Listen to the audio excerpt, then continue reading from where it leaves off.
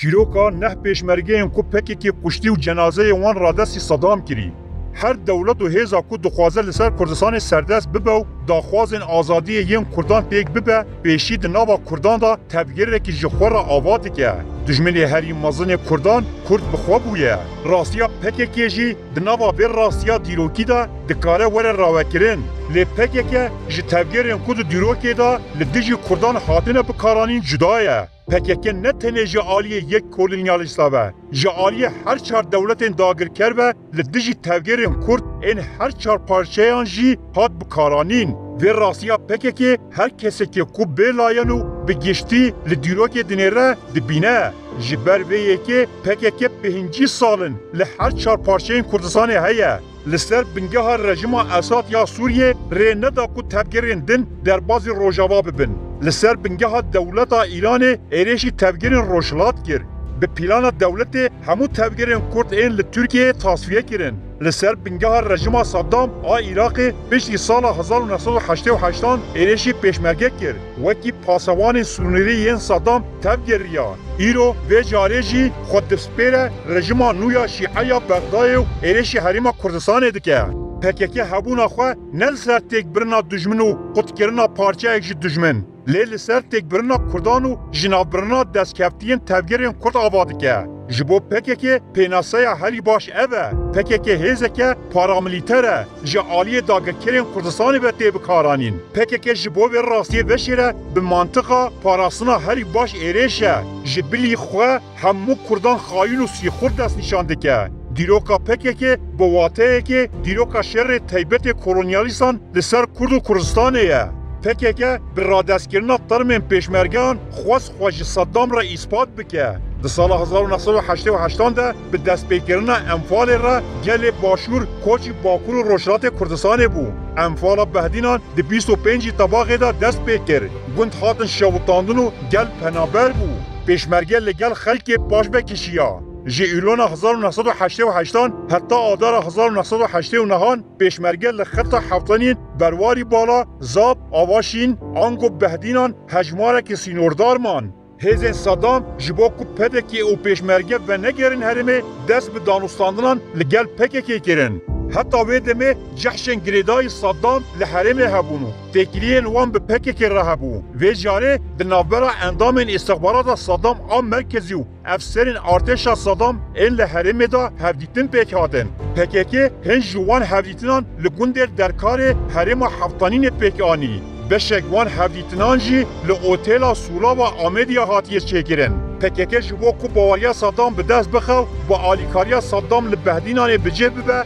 لدربار پیشمرگه آندا آگاهی جی رژیم صدام را دشاند جعالیه کدن و او کمپلویا جبو تصفیه کرنا حزب پیشمرگه یم کو دخواستن دیسا بگیرن حرمه و خباتا خو بکن پککی لگوره پیمانا لگل صدام کری او بو کمپلو شهید خستن جبو کو اثبات بکه اوی پیشمرگه شهید کرنه ترمیر وانجی رادست جحش و جیش صدام ین حرمه کرن دیزانی کو پککی دنابرا سال 1988 1990 ده گلک پیشمرگه شهید و برزه کرن به تیبتی هزم پیشمرگه بود انفال 1988 ده و کشیابون ده بهار 1989 ده دست به وگیر را سنگرین شر کرن جسر خطا چل الکی و قلابانه یکینه این بچوک دست به دربازبونا باشور کربون پککی جبو کوب باوریا صدام به دست بخه استخبارات دا وان یکینه دا صدام بین را هنک جوان شهید کرنو جنازه این وان را دستی جیش عراقی کرد دا آدار سال 1989 دا هزم پیشمرگه ینج 6 کسان پیک دهات که جبو برفره کرنا خبات حاطبون حرم در بازی سنگرین خویم بره دبون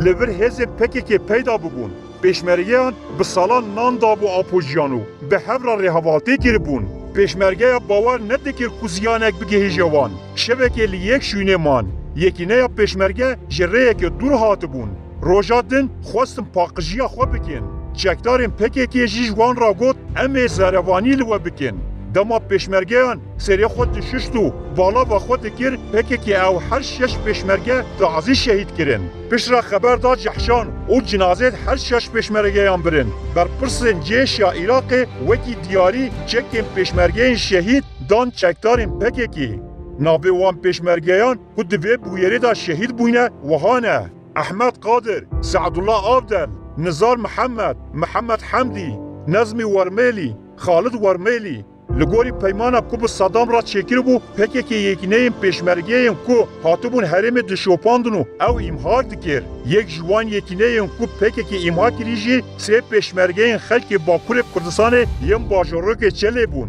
دداوی سال 1989 دا پکی که لدبر حلوه بره کلک آوازه سه پیشمرگه پدکی دیدن اف هر سه پیشمرگه جهری ماچله یا باکور کردستان بون سال 1984 تبل رفن پیشمرگه بون در سال 1988 دا گل انفال درباز ایران بونو پیش چند ماها دیسا و گریان حرمی پکه که لبه یکینه پیشمرگه راست خاطو اوجی بمینا هرش شوالی وان ین بره به کمپلوگری شهید کرن لکلک آواز دبرا بره جنازه هر سه پیشمرگیان رازدستی جحشین صدام کرن ناوی وان هر سه پیشمرگیان وهانه احمد چلی، حسین بیادر، گند نارلی، سامد بیادر belgeyen peyvendiyen PKK bir rejima Saddam ra mevcudin. Di berdela dijminatiya PKK da PKK da asta bilinda tekili, xwarakî û çek ji artêşa Saddam wergirt. Di derbarê şerê Kuweytê di sala 1991 de û wê demê Kurdan xaka xwe rizgar kirin, rêberê PKK Abdullah Öcalan di sala 1993 da wiha digot. Dixwazin bi destê wan her du partiyên Kurdî yenekê û PKK rejima Saddam biçûk bixin. Öcalan tekoşîna azadiyê ya Kurdan wekî nebaşî şîrove dikir. Di şerê Iraqê yê sala 2030 da PKK layengîr û girseya xwe ya Ewropayê bi duruşma ji şer re na em şer naxwazin daxist kolanan. Saddam hêzekê ku piştgirî dida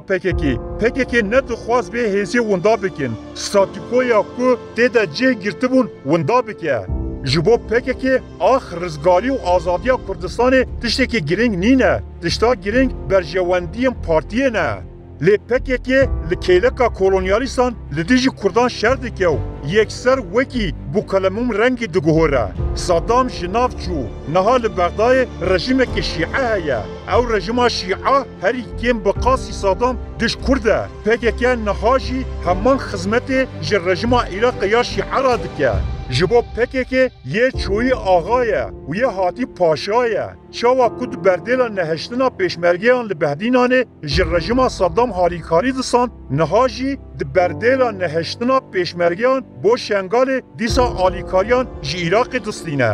Lê PKK di vê kujeriya Kurdan de derketiya asta herî bilind. Niha rasterast arma hejî şeعبî li ser milên çekdarên PKK ye. PKK ku ji her kesekê re dibêje xayîn bila li arma ya ser milê çekdarên xwe binêre. PKK gurkaya hemû dewletên kolonyalîst e û bi dilsozî ji dijminên Kurdan re kujerî dike.